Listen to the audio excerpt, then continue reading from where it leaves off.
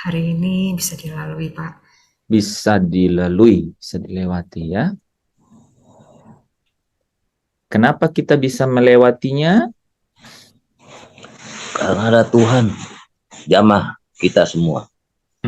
Jadi karena ada Tuhan yang menjamah kita semua. Karena ada firman-Nya yang hidup. Karena firman-Nya itu hidup dan kuat. Jadi karena ada firman-Nya yang hidup. Karena Amin. Tuhan yang tolong. Jadi Tuhan itu selalu menolong. Kalau kita bilang karena ada Tuhan, Tuhan itu selalu ada. Jadi kalau Tuhan itu selalu ada, apa yang membuat kita tidak ada masalah? Apakah karena Tuhan selalu ada?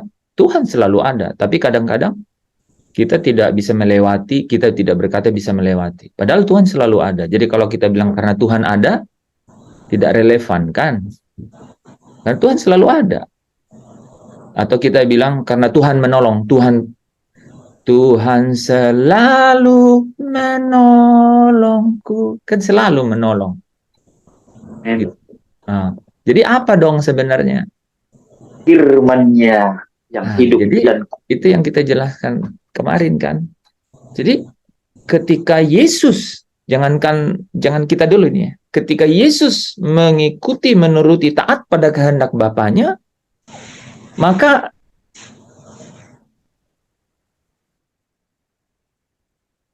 kekuatan penguasa dunia ini ditaklukkan di bawah kakinya. Nah itu kan. Dia itu tidak berdosa kan. Dia menjadi dosa katanya. Gitu ya. Dia membayar hutang dosa. Gitu. Tetapi karena ketaatannya kepada kehendak Bapaknya, maka dia diberi kemenangan. Dan kemenangan pertama yang didapatkan oleh Yesus adalah kemenangan atas tidak mengikuti keinginannya. Kan dia bilang, kalau boleh cawan ini lalu daripadaku. Kan. Tapi dia menyerahkan kepada Bapaknya, tetapi janganlah kehendakku yang jadi, melainkan kehendakmu. Dan dia lulus. Jadi Kamis Putih ke Jumat Agung itu adalah kemenangan pertama Yesus sebelum Paskah. Gitu kan? Jadi kemenangan pertamanya itu di Kamis Putih ke Jumat Agung. Kamis di mana dia di depan di depan pengadilan kan, gitu, di depan para tua-tua ya, dihakimi. Dan kemudian dia sampai Kamis malam tuh ya, Kamis malam. Makanya saudara kita yang lain itu merayakan Kamis Putih. Gitu sampai, jadi saudara bisa bayangkan saat saat terburuk dalam penderitaan Via Dolorosa itu bukan yang salib itu sebenarnya, tetapi ada di tempat dingin gitu ya, menunggu saat-saat dicambuk hari Jumat pagi itu. Gitu ya. Kemenangan pertama ada di situ. Jadi kalau kita bilang bisa dilewati, that means kita bisa overcome. Overcome itu mengatasi. Kita bisa mengatasi. Dalam keadaan seperti apa sih kita dibilang bisa dilewati dan atau bisa mengatasi sesuatu? Keadaannya apa? Sudah pasti bukan jasmania, udah pasti bukan. Tidak ada janji kan buat itu kan. Kalaupun saya dan saudara dalam beberapa konteks kemudian melihat saya dapat pertolongan gitu, apakah secara finansial, apakah secara disembuhkan dari kelemahan tubuh, apakah secara diberikan peluang kemudian meraih satu sukses, kemenangan gitu ya, ada prestasi gitu ya, tapi tidak selalu kan gitu. Tetapi kemenangan, tetapi di sisi lain secara batiniah, bukan jasmania, bukan hal yang dilihat oleh mata, tetapi yang tidak kelihatan oleh mata.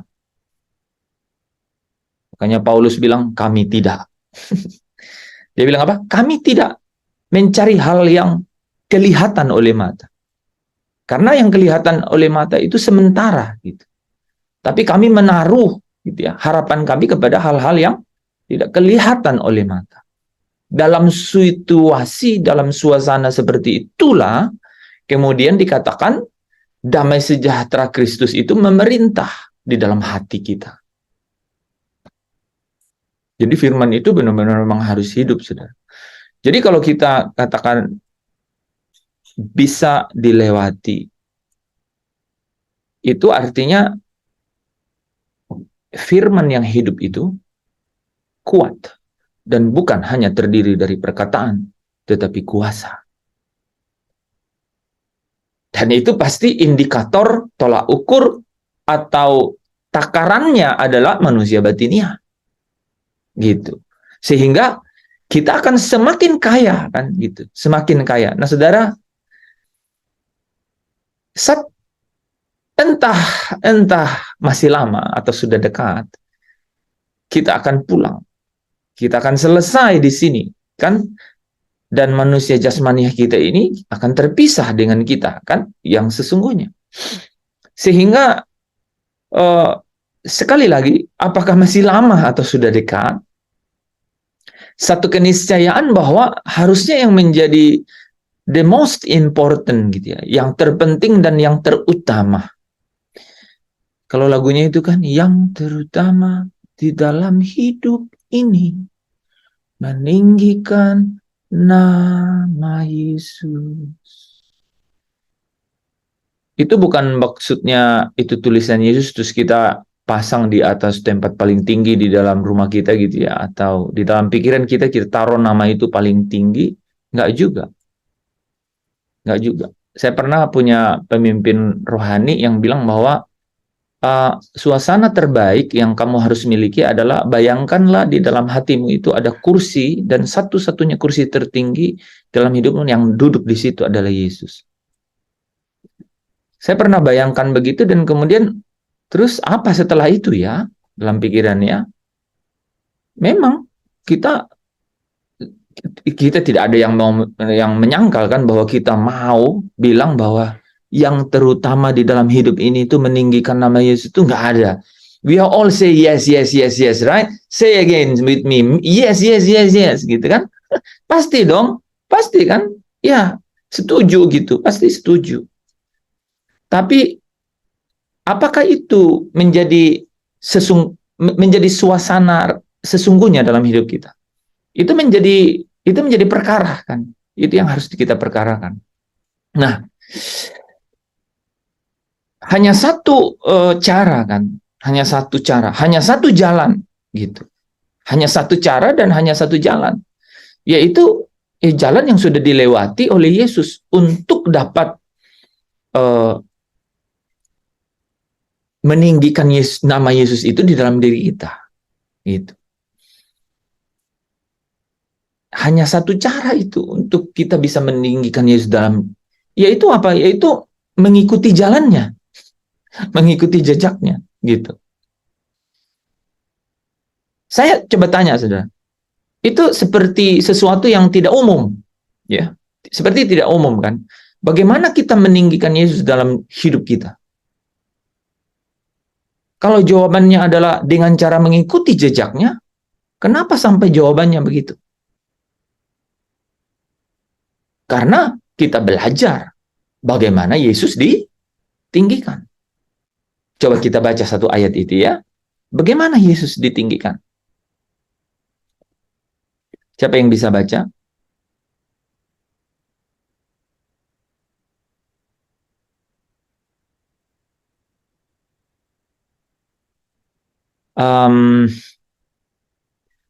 Ada banyak ayat.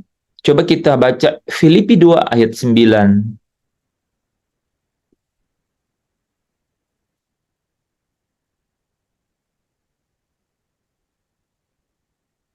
Filipi 2 ayat 9.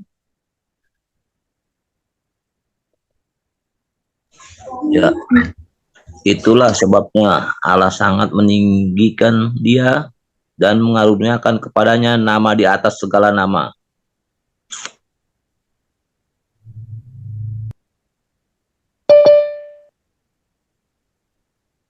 Itulah sebabnya Allah sangat meninggikan Yesus dan mengaruniakan kepadanya nama di atas segala nama. Amin. Jadi apa sebabnya? Kan dia bilang gini, itulah sebabnya Allah sangat meninggikan Yesus. Sebabnya apa?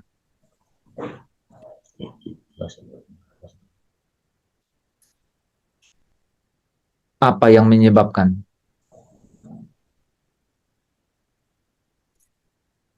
Jadi pertanyaannya sederhana, apa sebabnya Allah meninggikan Yesus?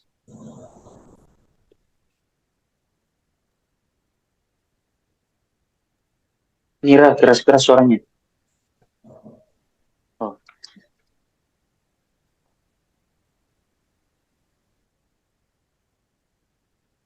Ya, baca ayat 8-nya.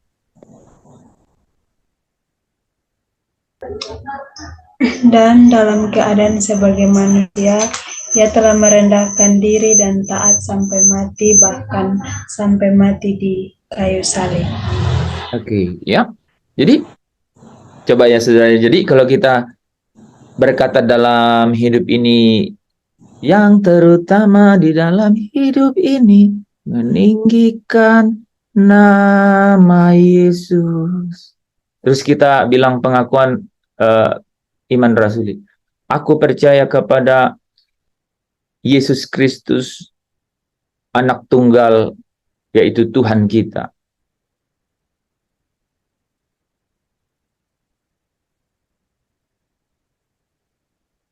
Artinya apa itu? Kita bilang meninggikan nama Yesus. Kita bilang aku percaya kepada nama Yesus. Itu artinya apa? Apakah kemudian kita membawa di dalam diri kita seperti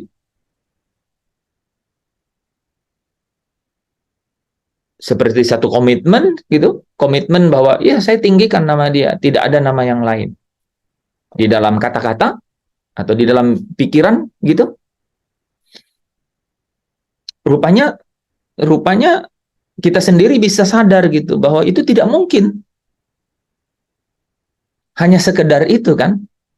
Gitu. Karena kalau kita hanya dengan kata-kata verbal atau kemudian dengan pikiran gitu. Bagaimana dengan kehendak yang dilahirkan atau kehendak yang menjadi buah dari pikiran dan perasaan kita?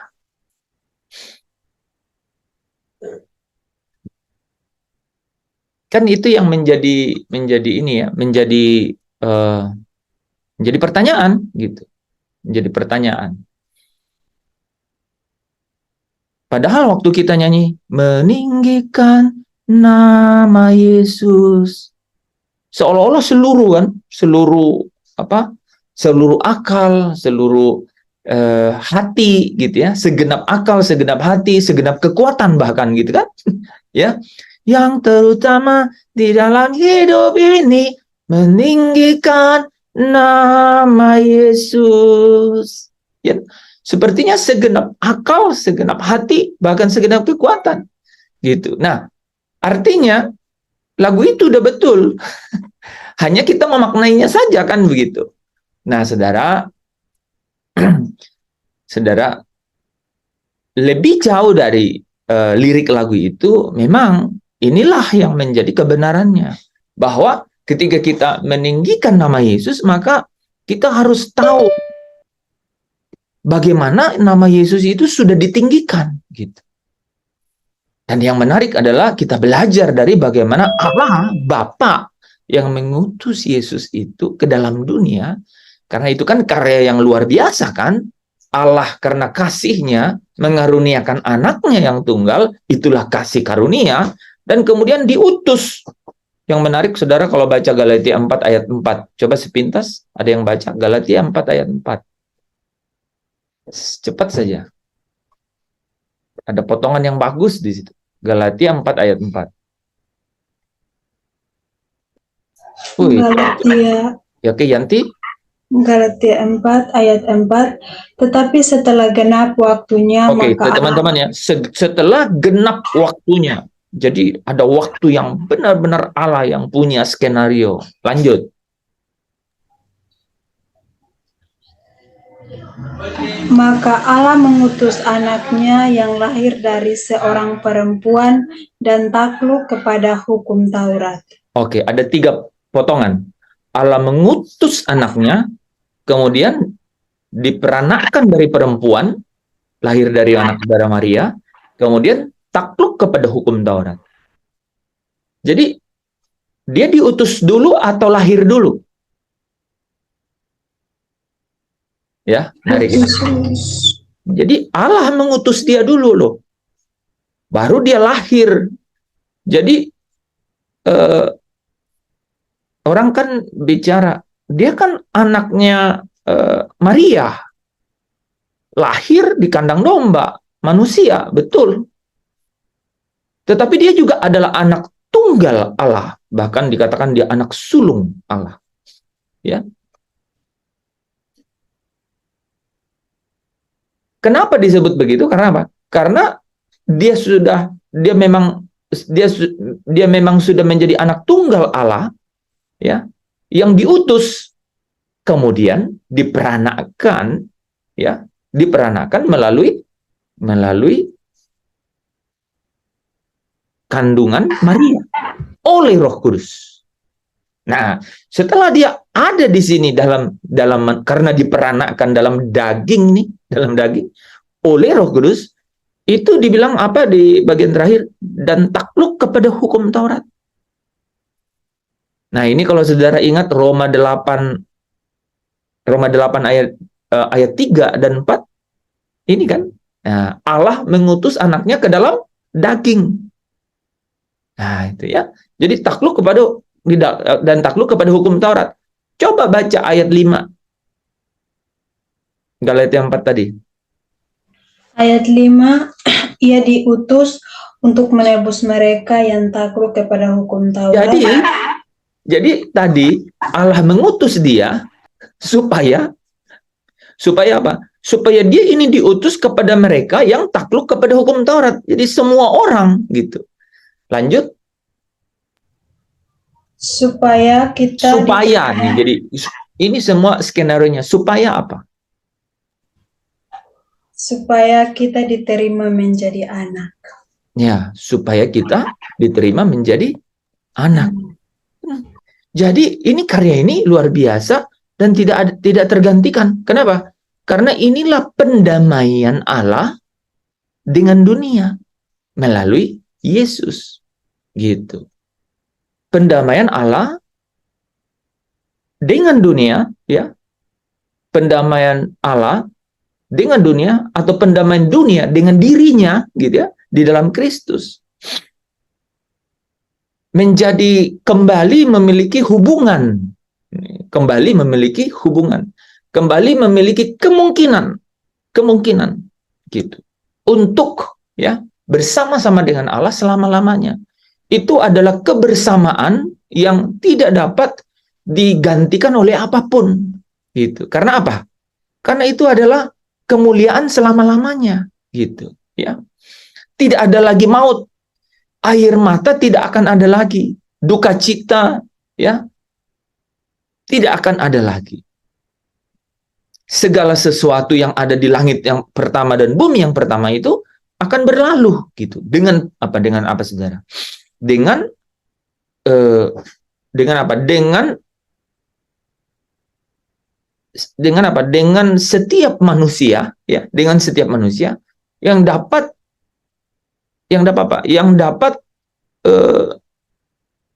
menghidupi kemungkinan atau kesempatan yang diberikan ini di dalam hubungan yang sudah kembali diperdamaikan dengan Allah itu. Ya. Nah, jadi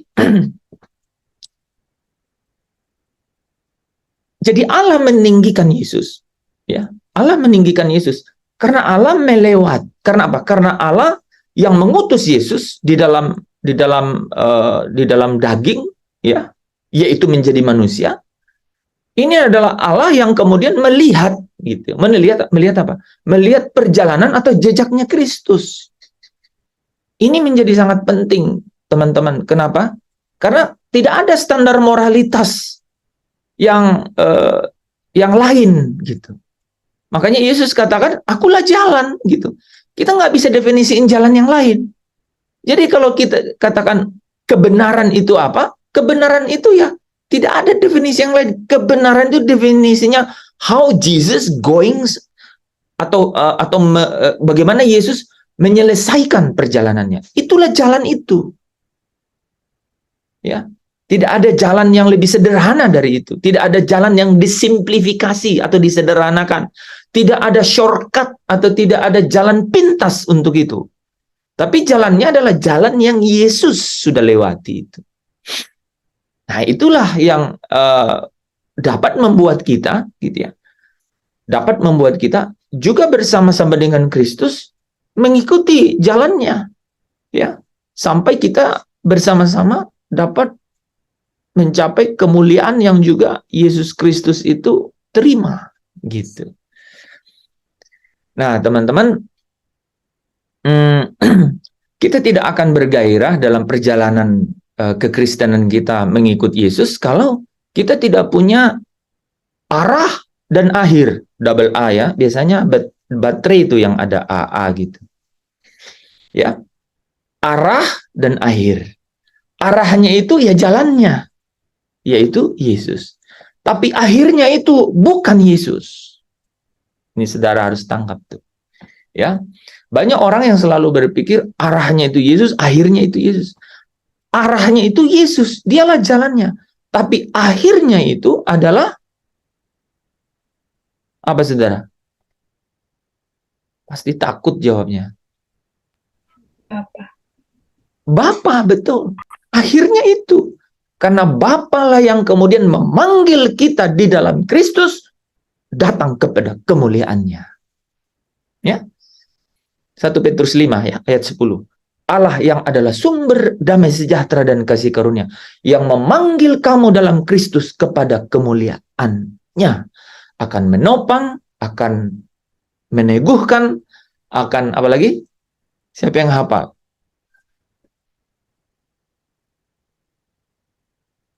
Empat M. Mengokohkan,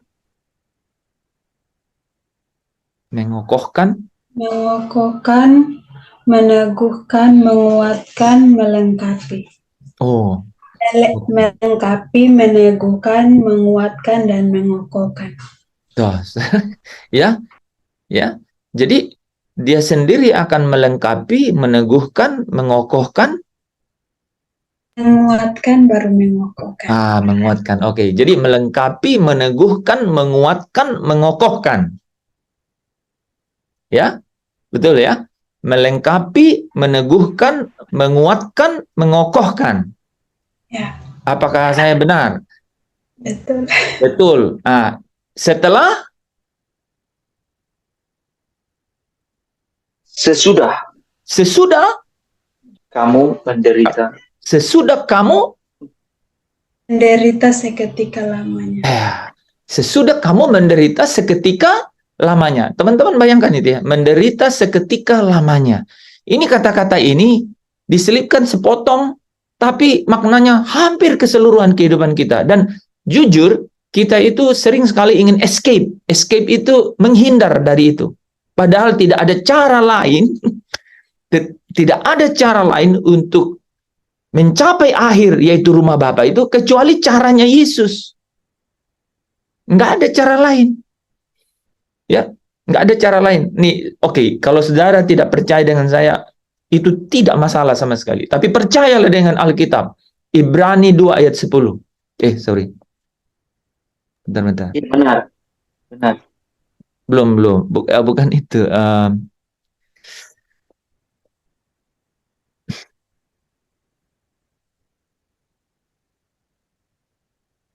Oh, betul ya, Pak Lepri. Ibrani 2 ayat 10. Iya. Coba, Ibrani 2 ayat 10. Ibrani 2 ayat 10, sebab memang sesuai dengan keadaan Allah yang baginya dan olehnya segala sesuatu dijadikan, yaitu Allah yang membawa banyak orang kepada kemuliaan, juga menyempurnakan Yesus yang memimpin mereka kepada keselamatan dengan penderitaan. Amin. Amin. Coba lihat nih teman-teman ayatnya. Perhatikan dengan baik-baik tuh. Ya, jadi ada jejaknya Kristus. Jejaknya dia gimana? Nih. Jadi Allah yang memanggil dalam Kristus Yesus orang kepada kemuliaannya, yaitu Allah yang membawa banyak orang kepada kemuliaannya, ya. Itu menyempurnakan Yesus yang memimpin mereka kepada keselamatan dengan penderitaan. Jadi Yesus sendiri itu memimpin kita kepada keselamatan itu melalui penderitaan. Itu yang dikatakan di Lukas 24 ayat 26. Bukankah Mesias masuk ke dalam, bukankah Mesias harus menderita untuk masuk ke dalam kemuliaannya? Jadi, saudara bisa lihat ya, dibandingkan dengan 1 Petrus 5 ayat 10 tadi kan, sesudah kamu menderita seketika lamanya. Nah, Bapak Ibu, saudara yang dikasihi Tuhan, sejenak di situ stop ya. Ingat nggak Roma 8 ayat 18? Jadi sesudah kamu menderita seketika waktu lamanya. Roma 8 ayat 18 bilang apa?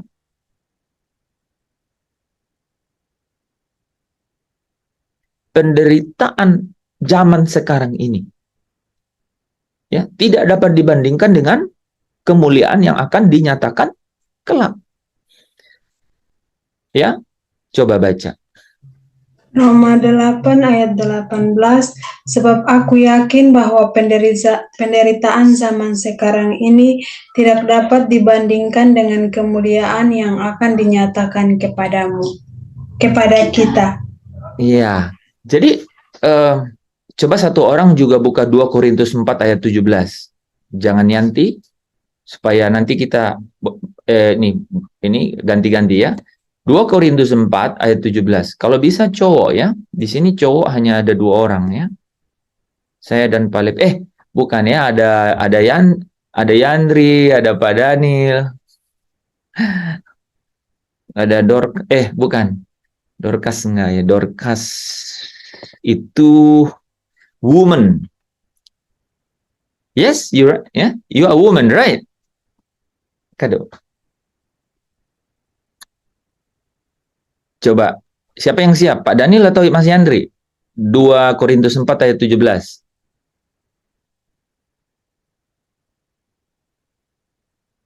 Dua Korintus 4 ayat ke-17.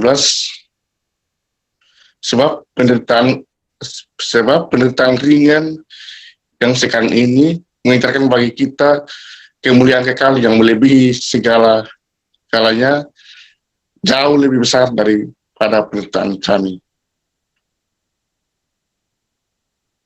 Jauh lebih besar daripada penderitaan kami ya. Jadi dikatakan gini loh, sebab penderitaan ringan sekarang ini. Jadi kalau dikatakan sesudah kamu menderita seketika waktu lamanya. Nah ya, saudara ya, sesudah kamu menderita seketika waktu lamanya. Ini langsung dikaitkan, coba saudara nangkap ya. Allah yang memanggil dalam Kristus kepada kemuliaan. Oke? Atau Allah yang membawa banyak orang kepada kemuliaan. Itu selalu bicara yang menyempurnakan Yesus. Yaitu apa? Yaitu yang memimpin mereka kepada keselamatan dengan penderitaan. Kemudian 1 Petrus 5 ayat 10 katakan sesudah ya Allah yang memanggil kamu kepada kemuliaan yang apa tadi? Melengkapi, yang meneguhkan, yang menguatkan dan yang mengokohkan sesudah kamu menderita seketika waktu lamanya. Nah, kalau saudara baca yang 2 ayat tadi, jadi menarik kan ini?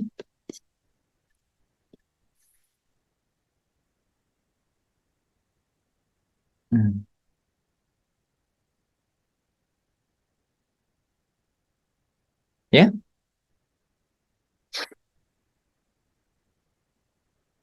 Penderitaan zaman sekarang ini, itu kaitannya dengan kemuliaan yang akan dinyatakan kepada kita.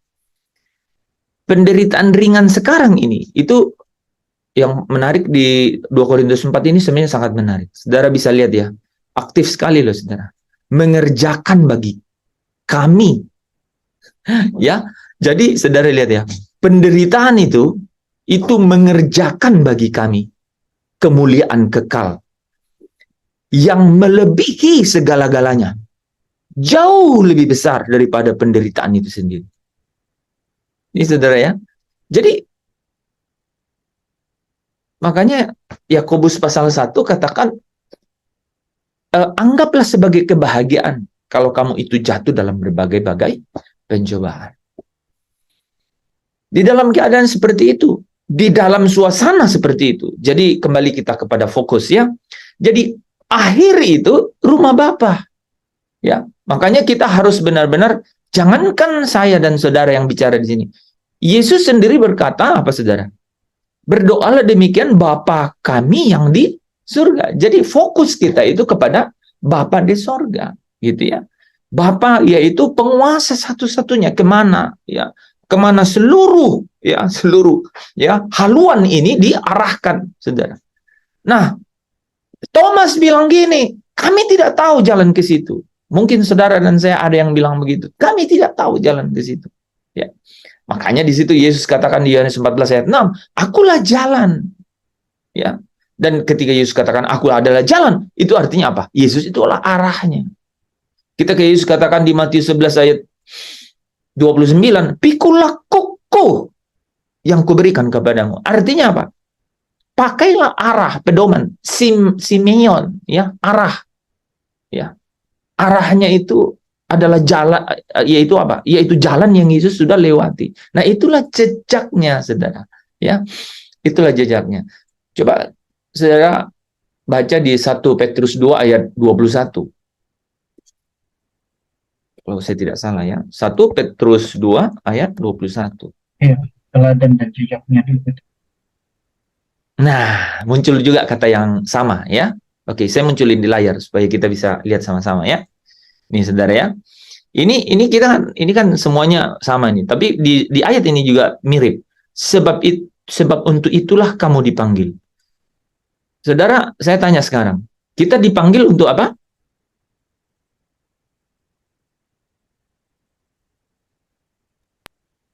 Mengikuti jejak Kristus. Iya, ini menarik ya. Coba kita munculin ayatnya lagi.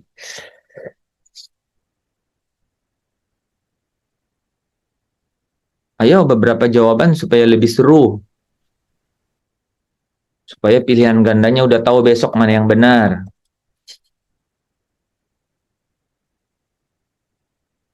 Hmm?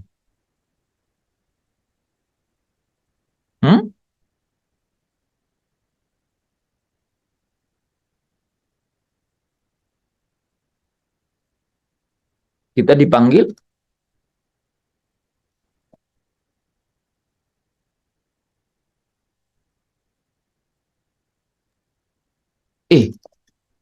Dari Dorcas di kolom chat, menderita.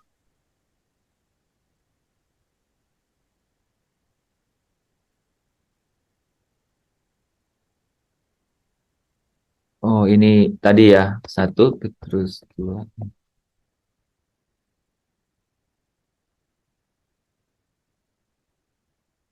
Bukan, ada satu ayat lagi ya. Oh, Filipi 1 ayat 29. Pada kamu dikarenakan bukan saja untuk percaya, namun juga untuk menderita. Bagus nih, bagus. Teman-teman, kalau masih bertanya-tanya selama ini apa sih yang jadi jejak yang kita harus ikuti? Itu jejaknya apa? Jejaknya itu jelas, saudara ya.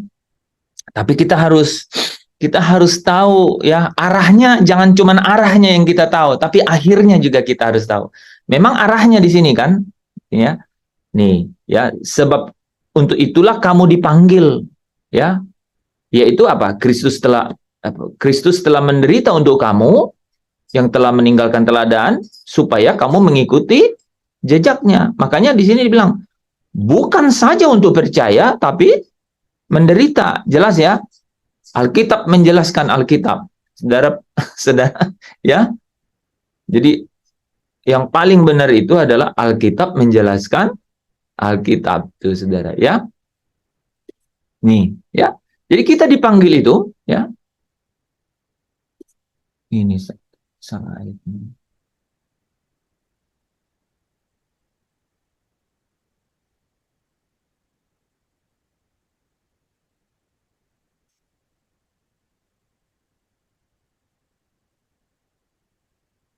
Ya, boleh 28 juga ya. Jadi lihat nih teman-teman.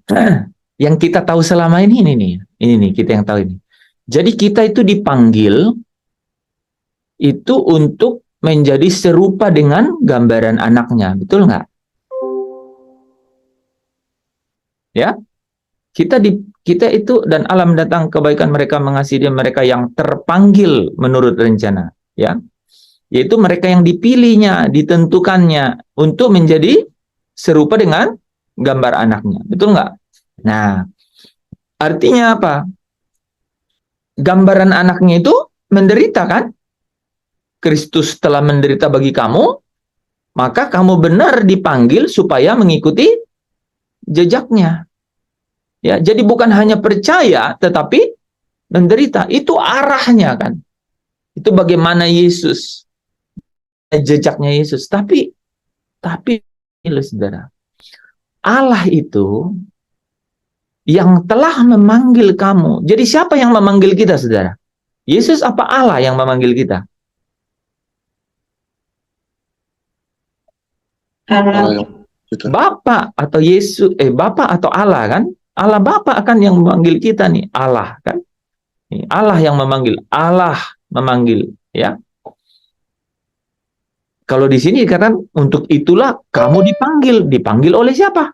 Dipanggil oleh Allah gitu. Nah, Allah memanggil kita kepada akhir yang mana gitu. Nah, di sini kan yang di sini ayatnya di sini. Allah telah memanggil kamu dalam Kristus. Ini menarik sekali nih ayat ini menurut saya ya. Allah telah memanggil kamu kepada kemuliaannya yang kekal. Kan? Allah telah memanggil kamu kepada kemuliaannya yang kekal. Jadi kita dipanggil ini supaya kita dibawa kepada the glory of the highest. Ya. Yang kudus, yang maha agung itu, ya, penguasa satu-satunya itu, ya. Ya.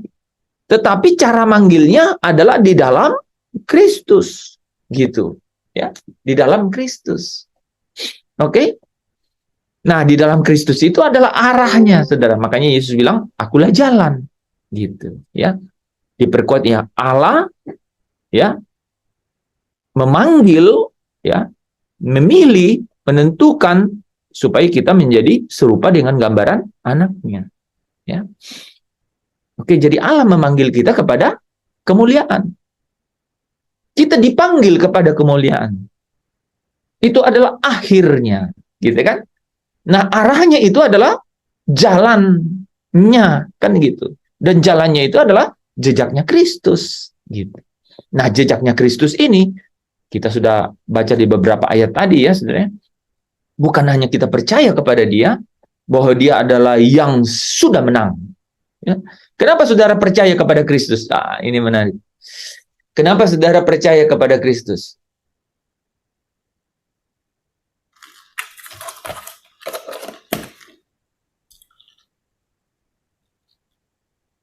Boleh jawaban singkat, boleh jawaban panjang.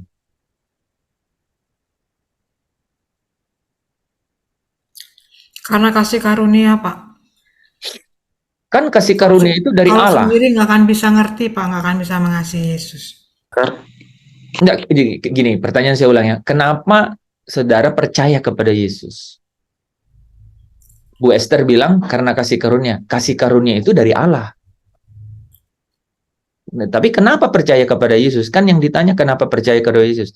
Kalau kita bilang begini, kenapa kamu submit atau menyembah kepada Allah? Kenapa kamu mengandalkan Allah? Karena gini, ini tadi siang ya, saya merenungkan sesuatu tiba-tiba begini loh. Kan ada satu diskusi, ya, ada satu diskusi dengan dosen sekolah tinggi teologi ya, dosen S2, S3,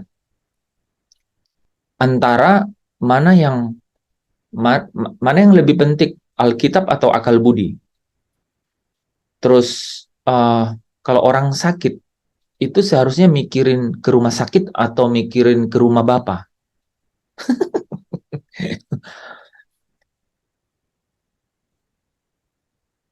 Ada banyak pemikiran, tapi tahu nggak, hikmat Allah itu memang luar biasa.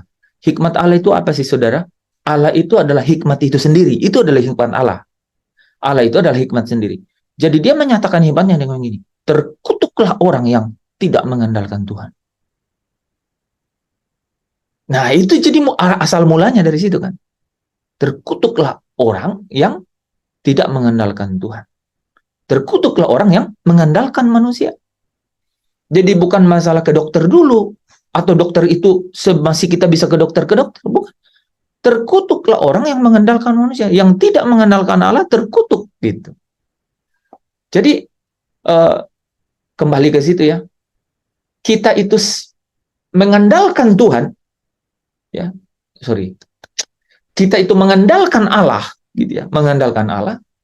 Karena dia adalah penguasa satu-satunya. Kalau tidak, kita pasti terkutuk gitu. Kita maunya berkenan kan? Kita inginnya kan berkenan di hadapan Allah. Nah, dialah yang membawa orang kepada ke rumahnya. Dialah yang membawa orang ke rumahnya, ke tempatnya yang mulia itu. Ya, Allah itu Esa. Ya, jadi kita harus benar-benar menaruh seluruh pengharapan kita di situ. We are going to see His throne, tahtanya kan, gitu. Kita akan berakhir kehidupan kita ini melihat tahtanya yang maha mulia itu, gitu. Nah, sekarang saudara, kita ditanya, kenapa terus kita percaya kepada Yesus? Kan cukup dengan, nah ini, saudara tahu orang Yahudi, kan? Orang Yahudi nggak percaya Yesus. Apalagi percaya Yesus sebagai Tuhan. Enggak, gitu. Nah, dia percaya bahwa iya ada Allah, Yahweh Elohim, Adonai, El Hashim, ya, El Kados, ya, El Shaddai. Ya, dia percaya dan dia katakan dia yang pemilik semesta, penguasa satu-satunya. Gitu, ya. Dia nggak nah, saudara yang percaya saya, kenapa percaya kepada Tuhan atau kenapa percaya kepada Yesus gitu? Saya udah bolak-balik kata-katanya, sebenarnya jawabannya udah.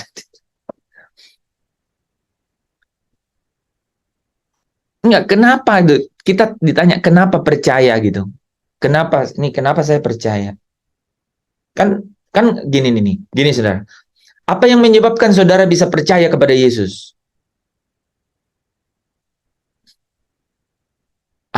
Bukan sendiri kan? Bukan diri sendiri kan? Itu yang Bu Esther tadi bilang. Itu pasti karena Roh Kudus. Udah jelas itu ya, tadi ayat-ayatnya Pak Lepri kasih di bawah ya, bahwa tidak ada orang yang datang kepada Bapa kalau tidak ditarik Bapa kepada. Gitu. Makanya orang yang berkata Yesus itu adalah Tuhan, itu pasti Roh Kudus yang bicara di dalam dirinya. Nah, sekarang kenapa kita percaya kepada Yesus? Jawabannya adalah karena Yesus itu Tuhan.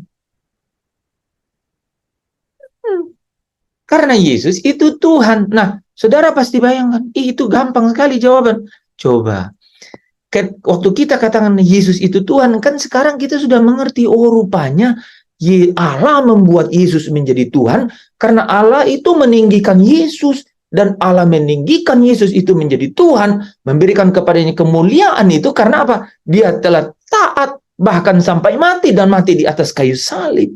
Gitu ya, untuk itulah Allah membangkitkan dia dari kematian, kan gitu kan, meninggikan dia dan duduk di sebelah kanan. Makanya kita percaya kepada dia karena Yesus itulah Tuhan. Tuhan karena apa? Tuhan itu karena pemberian, karena gelar, karena pencapaian Tuhan itu diberikan kepadanya. Gitu. Kenapa? Karena apa? Karena di dalam dia firman itu digenapi. Firman itu penuh di dalam dia, ya. Kolose 1 ayat 19, Kolose 2 ayat 9. Di dalam dia kepenuhan Allah itu secara jasmani itu berdiam, gitu, berdiam. Gitu. Kenapa bisa berdiam? Kenapa bisa berdiam? Karena apa? Karena dia mengambil rupa sebagai hamba. Dia tidak memikirkan, dia tidak mempertimbangkan untuk seperti Lucifer atau seperti Adam yang pertama, yaitu apa? Yang ingin sama dengan Allah, ingin menyamai yang maha tinggi, si Lucifer itu. Ya, si Adam itu ingin sama dengan Allah. Kalau Yesus, manusia Yesus, dia tidak memikirkan, dia tidak mempertimbangkan, kata-katanya itu, not consider, gitu, not thought of. Jadi dia tidak memikirkan, dia tidak mempertimbangkan. Untuk apa? Untuk menjadi setara dengan Allah itu. Gitu. Dia tidak. Nah, dari sanalah ya kan kita kan kalau dalam film-film yang dramatis kan kita senang lihat itu. Wah, orang dijelek-jelekin dia tetap rendah hati. Dijorokin dia tetap rendah hati. Terus dia dipukul dia tidak membalas. Gitu kan? Katakanlah seorang pelayan restoran gitu ya. Kamu ya, orderan saya mana? Dia tetap, iya Tuhan. Jadi dia tetap rendah hati gitu. Kan kita senang kan melihat itu. Gak ada apa cerita-cerita narasi seperti itu kan. Persis seperti itu. Dalam dia sebenarnya, nah saudara bayangkan nggak? Seorang pelayan nih, seorang pelayan restoran, dia adalah anak dari pemilik restoran. Tapi orang nggak tahu. Kemudian, ya orang yang baru 2 hari yang lalu diangkat jadi manajer, datang makan, pontang-panting bawa gaji pertamanya sebagai manajer. Tiba-tiba dengan gayanya begitu, ya ngorder seenaknya dengan cara dan maunya sendiri. Sementara yang anak sang punya restoran yang tidak ada orang yang tahu, ya kebayang ya, anak yang punya restoran dengan nurut gitu ya. Dan tahu setelah papanya lihat CCTV, ya, rekaman dari semua adegan itu, papanya bilang, kamu pantas jadi pemilik restoran itu sekarang. Wah, kan? Bisa tangkap nggak analogi itu? Jadi Allah Bapa, penguasa satu-satunya itu, akhirnya apa? Matius 28 ayat 20, ya. Dan kepadaku diberikan kuasa. Ya, jadi kuasa diberikan kepada dia. Tadi di 1 Korintus 15 ayat 27, 28, ya, Allah menaklukkan segala sesuatu di bawah kakinya. Saudara, dia adalah anak Allah. Ya, Filipi 2, dia itu anak. Sekalipun dia adalah anak, dia tidak mempertimbangkan, dia tidak memikirkan untuk apa? Menjadi setara. Saudara bandingkan dengan pertanyaannya Yanti kemarin. Bagaimana dengan Lucifer? Lucifer ingin menyamai yang maha tinggi. Tidak didapati cacat pada dirinya sampai didapati kecurangan. Ya. Dia tidak bercacat, dia tidak bercela sampai didapati kecurangan pada dirinya. Kecurangannya apa? Hendak menyamai yang maha tinggi. Itu esensinya besar sekali, teman-teman. Esensi yang persis sama. Itu harus merasuk dalam diri kita. Itu. Yesus itu punya morpeteos. Dia punya rupa Allah. Tapi dia tidak pikir, dia tidak timbang-timbang untuk menjadi sama dengan Allah itu. Melainkan apa, saudara? Dia mengambil morphedulos. Rupa seorang hamba. Gitu. Ya, rupa seorang hamba. Saudara, ini adalah karakter yang bisa luar biasa. Menjadi apa, saudara? Menjadi hamba. Ya, become slave, menjadi hamba. Jadi di dalam semua aktivitas kita nih, ya, di dalam pekerjaan, di dalam usaha, di rumah tangga, di hubungan dengan teman, hubungan dengan saudara, coba saudara masuk dalam poin itu, ya. Mengambil rupa hamba. Nah, hamba itu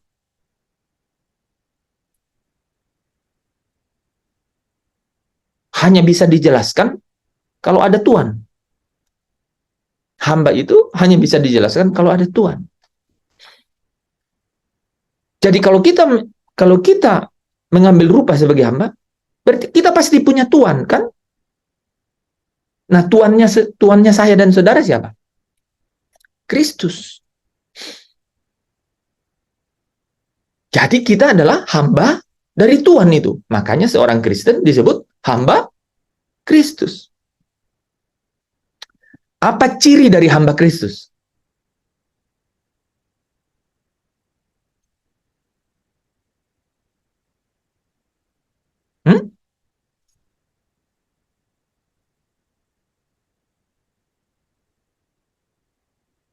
Ayo. Tidak memusingkan diri dengan hidupnya. Itu prajurit kan? Supaya kita semakin tajam ya. Tadi itu prajurit itu ya disebut tuh. Bagus itu ya. Ciri seorang prajurit Kristus. Sekarang ciri hamba Kristus ini nih. Jadi bagaimana sekarang? Adakah ku cari kesukaan manusia atau kesukaan Allah? Adakah ku coba berkenan pada manusia? Sekiranya masih aku mencoba berkenan kepada manusia, aku bukanlah hamba Kristus. Jadi cirinya hamba Kristus apa, saudara? Tidak mencoba mencari perkenanan manusia atau kesukaan manusia. Ini ayat, ini gampang hafal ya, Galatia 1 ayat 10. Hamba Kristus itu tidak mencari kesukaan manusia dan tidak coba mencari berkenan kepada manusia. Itulah hamba Kristus. Luar biasa itu, saudara. Itu bisa merubah karakter kita. Jadi kita ini adalah hamba kebenaran. Satu-satunya saudara bisa menjadi hamba, itu hamba Kristus. Hamba Kristus maksudnya apa? Kristus, saudara. Kenapa nggak dibilang hamba Yesus? Nah, menarik ini. Karena hamba Kristus itu artinya apa? Dialah yang sudah diurapi. Kenapa sampai dia diurapi? Karena dia berhasil melewati apa yang harus dikerjakannya. Dia diurapi. Ya. Hamba Kristus, dia tidak mencari apa yang menjadi kesukaan manusia atau mencoba mencari perkenanan manusia. Di dalam hidup kita sehari-hari, ini menjadi sangat penting. Jadi kalau kita bilang, aku percaya kepada Yesus Kristus, anak tunggal Allah, Tuhan kita. Ya. Pengakuan iman rasuli ya. Dan kepada Yesus Kristus anaknya yang tunggal Tuhan kita. Jadi aku percaya kepada Yesus Kristus anaknya yang tunggal Tuhan kita. Jadi kita percaya kepada Yesus Kristus yang adalah Tuhan. Artinya dia yang telah diberikan kuasa. Dia yang telah Allah letakkan segala kuasa baik di langit, di atas, di bumi, di bawah untuk apa? Bertekuk lutut kepadanya dan memanggil Yesus adalah Tuhan. Kenapa sampai bisa begitu? Apa sebabnya? Karena dalam keadaannya sebagai manusia seperti saya dan saudara yang sudah dilahirkan dari air dan dari roh, engkau menerima benih ilahi. Ketika kau punya benih ilahi, morphe theos, rupa Allah itu ada di dalam dirimu. Apanya? Saudara mencerminkan kemuliaan Allah itu. Karena Allah itu sangat luar biasa besarnya. Tetapi dia punya realitas yang konkret, Allah itu. Nah, namanya hipostasisnya Allah itu. Allah itu tak terlihat selama-lamanya oleh manusia, tak terlihat. Coba kita baca dulu itu. 1 Timotius 6 ayat 16.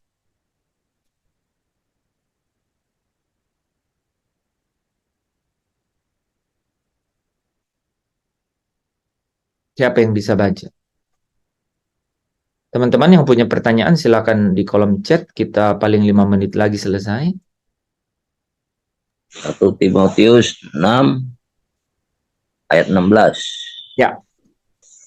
Tetapi justru karena itu aku dikasihani agar dalam diriku Sebentar. 1 Timotius. Dialah satu-satunya yang tidak takluk kepada maut, bersemayam dalam terang yang tak terhampiri. Seorang pun tak pernah melihat dia, dan memang manusia tidak dapat melihat dia. Baginya lah hormat dan kuasa yang kekal. Amin. Nah, teman-teman kalau mau tahu siapa Allah Bapa itu ayatnya. Luar biasa ya. Coba ulangin lagi nanti. Itu ayat dibaca gue bergetar dengarnya. Berkali-kali baca tapi coba dengar baik-baik saudara. Saya akan stop setiap kalimat ya. Dialah satu-satunya yang tidak takluk kepada maut. Tuh, ya. Dialah satu-satunya yang tidak takluk kepada maut. Karena Yesus takluk kepada hukum Taurat. Dan hukum Taurat bilang yang dosa itu ya harus mati. Dan dia mati. Makanya dibilang Allah mengutus dia di dalam daging. Sampai ya jadi manusia. Ambil rupa sebagai hamba. bahkan sebagai manusia dan taat sampai mati. Tapi dia, Allah itu satu-satunya yang tidak takluk kepada maut. Lanjut. Bersemayam dalam terang yang tak terhampiri. Oke, kata-kata itu hampir-hampir benar-benar luar biasa. Bersemayam dalam terang yang tak terhampiri. Coba saudara bayangkan kata-kata itu. Nggak ada yang sama dengan dia. Dia itu bersemayam dalam terang yang tidak terhampiri. Selama-lamanya loh. Jadi kita pulang ke surga pun tidak dapat melihat dia. Betul nggak gitu? Coba kalimat berikutnya. Seorang pun tak pernah melihat dia, dan memang manusia tidak dapat melihat dia. Baginya lah hormat dan kuasa yang kekal. Baginya lah hormat dan kuasa yang kekal. Amin. Amin. Ya. Amin ya Rabbal Alamin ya. Nah, lagian kalian tegang sekali. Tapi ini pelajaran yang dasar tapi menjadi basic banget. Jadi gini, kita tidak bisa ini saudara. Ini dari sini. Saudara tahu nggak kenapa saya bawa saudara ke sini? Karena saya sering diskusi di ruang debat di TikTok ya, online gitu ya saudara, live ya. Dan itu menarik. Kalau saudara bicara mengenai hidup suci, hidup kudus, hidup moralitasnya banyak yang mirip gitu. Bahkan lebih hebat. Bahkan saudara bisa ditanya gini, apa yang bisa menjamin hidup kudusnya saudara? Hidup sucinya saudara?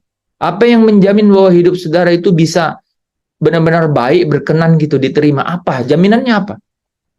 Pasti ada aturannya dong, rule-nya dong. Nah, ini orang sekian kali dalam sehari rutin sekali gitu. Terus kita gimana? Ya, ada jadwal puasa, ya, semua yang namanya pakem rohani lebih jago. Bahkan ditanyain gini, lu doanya kepada Allah lo gimana? Doanya gimana? Gini, tutup mata, kan nggak ada aturannya kan? Berarti apa? Seenak lo dong. Masuk akal nggak? Masuk akal. Lebih hebat dong orang yang benar-benar dikasih aturan, bahkan rapi sekali aturannya. Betul nggak? Masuk akal benar. Saya bilang betul sekali. Dia sebelum, ya kan banyak nih agama-agama sudah. Kan banyak aturannya, bahkan bersih dulu, ini bersih dulu. Kita sambil makan gorengan, terus terima doa berkat. Amin. Ikutan pas doa berkat. Karena online makan gorengan, pas angkat tangan mau berkat, ikut angkat berkat. Secara manusia masuk akal tuh. Makanya saya bawa ke sini. Standar moralitas seperti itu pun itu nggak diterima kan di dalam kemuliaan. Jadi satu-satunya standar moral yang diterima dalam kemuliaan itu adalah yang bernaturnya ilahi, kodratnya ilahi. Dan ilahi itu ya ini yang dari Bapa. Dan Bapa itulah yang memanggil orang kepada kemuliaannya dia, tempatnya dia. Dan caranya adalah di dalam Kristus. Makanya 1 Petrus 5 ayat 10 tadi, saudara nggak bisa lepaskan itu. Allah sumber kasih karunia dan damai sejahtera itu memanggil kamu di dalam Kristus kepada kemuliaannya. Melengkapi, meneguhkan, menguatkan, mengokohkan. Kebalik satu ya. Ya, melengkapi, meneguhkan, menguatkan, mengokohkan sesudah menderita seketika waktu lamanya. Jadi ada jalannya. Oh, kok bisa begitu? Karena di dalam Kristusnya Yesus juga disempurnakan oleh Bapa, yaitu yang memimpin mereka kepada keselamatan melalui apa? Penderitaan. Ibrani 2 ayat 10. Itu satu-satunya standar moralitas yang bisa sampai kepada Allah satu-satunya yang bersemayam dalam terang yang tak terhampiri, yang tidak pernah dilihat oleh manusia. Kalau tidak pernah dilihat terus bagaimana dong? Inilah jawaban. Karena Kristus di dalamnya kita dipanggil, itu adalah cahaya dari kemuliaan itu. Cahaya dari kemuliaannya Allah itu. Dan dia itu adalah gambar wujud Allah. Dia adalah gambar wujud Allah. Nah, makanya Yesus pernah bilang, Thomas, ya, sudah sekian lama kau mengikut aku. Kalau kau lihat aku, kau lihat Bapa. Amin. Kan gitu, ya.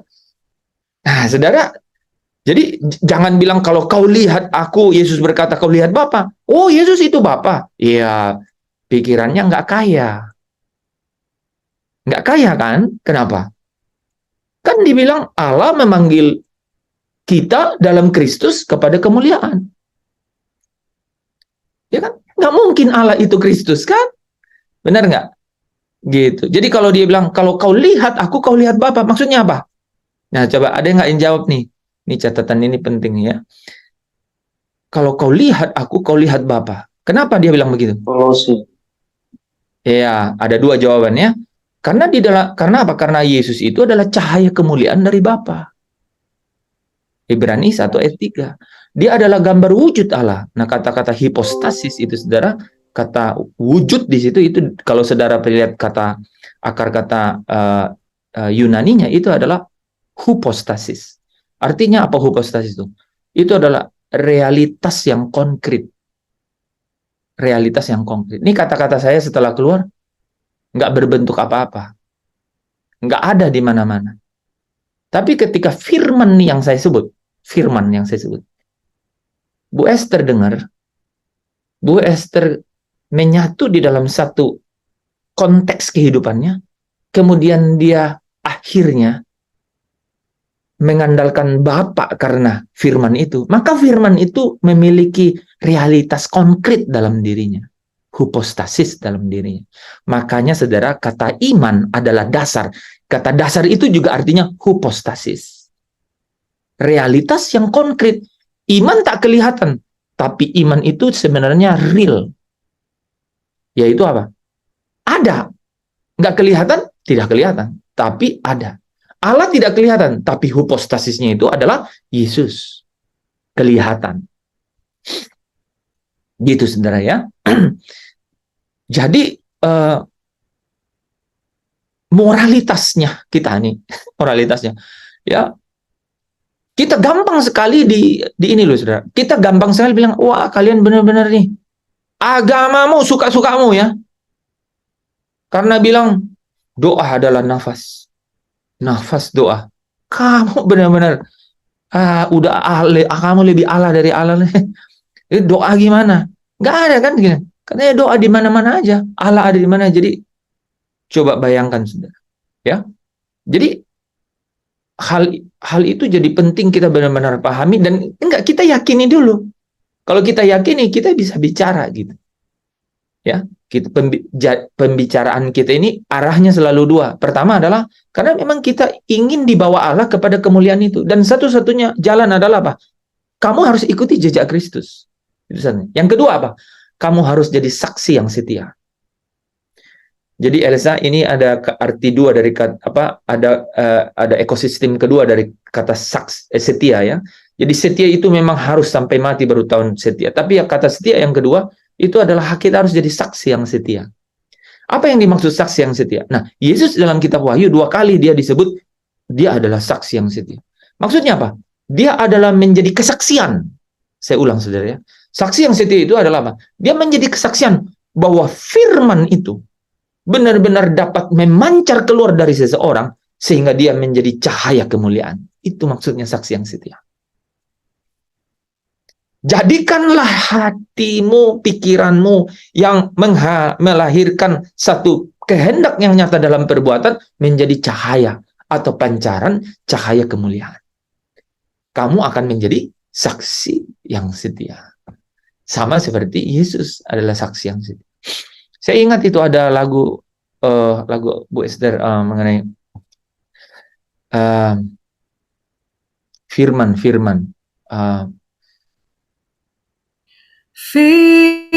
firman-Mu pelita Enggak, Bu. bagi Enggak lagu-lagu menengah setelah itu. Setelah itu, jadi dia bilang bahwa menjadi tanda jalanku. enggak menjadi tanda kebesaranmu. Udah pasti tahu ya. Oh, Jadi tanda oh itu yang ini. Jadi bukti hidupku Kebesaran. menggenapi firman. saudara. Nah, oke, kita tutup ya. 4 minutes left ya. Bu Esther, ada itunya nggak di situ? Itu bagus. Coba liriknya dulu ya, bagus tuh. Jadi hidupku menggenapi firman-Mu. Ini bagus sekali loh. Ini kalimatnya sejalan. Dan mujizat sertai tiap langkahku. Kau bersama aku di dalamku. Jadi bukti kebesaran-Mu. Hidupku. Sebentar, Bu Esther. Tahan, Bu Esther. Teman-teman, kalau dibilang di dalamku, apa mungkin Yesus di dalam saudara? Dia kecil dong. Jadi di sini kita jadi tahu itu di lirik pertama itu, yaitu apa? Firman-Nya itu. Saudara ingat Yohanes 1 ayat 1 berkatakan apa? Firman itu adalah Allah. Jadi firman itu adalah realitas konkret dari Allah. Allah yang tadi bersemayam di terang yang tak terhampiri itu. Yang adalah roh itu. Dia punya realitas konkret. Firman itu. Ya, jadi waktu kita katakan, dan firman yang sama tergenapi dalam hidupnya Yesus. Sehingga Yesus jadi Tuhan. Dan Tuhan itu artinya kepadanya diberikan kuasa. Artinya apa? Dia adalah penguasa dan diberikan nama Raja di atas segala raja, Tuan di atas segala tuan. Maka dia bilang, aku sudah menang. Kalau kau menang, barang siapa menang? Akan kududukkan bersama dengan aku di atas tahtaku, sama seperti aku di atas, duduk bersama Bapakku di atas tahtanya. Yaitu apa? Memerintah, to rules, menghakimi, dan menjadi raja selama-lamanya. Amin. Ya, silakan Bu Esther.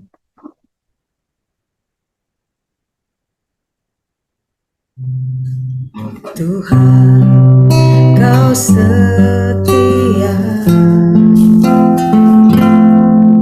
Siapa lagi katanya? Sempurna.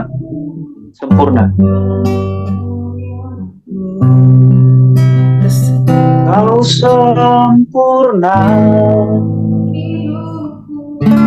dalam rencanamu Dan karyamu.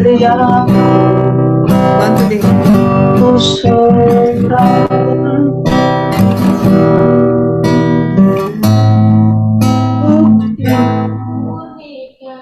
Murnikan Denganmu hidupku menang firman-Mu. Tanda mujizat sertai tiap langkahku. Kau bersamaku di dalamku. Jadi bukti kebesaran-Mu. Hidupku menggenapi firman-Mu. Amin. Tanda mujizat sertai tiap langkahku. Kau bersamaku di dalamku. Jadi bukti kebesaran-Mu. Kita ulangin ya, ada di liriknya di ini. Tuhan, Kau sempurna dalam rencana-Mu dan karya-Mu. Ku serahkan hidupku, murnikan dengan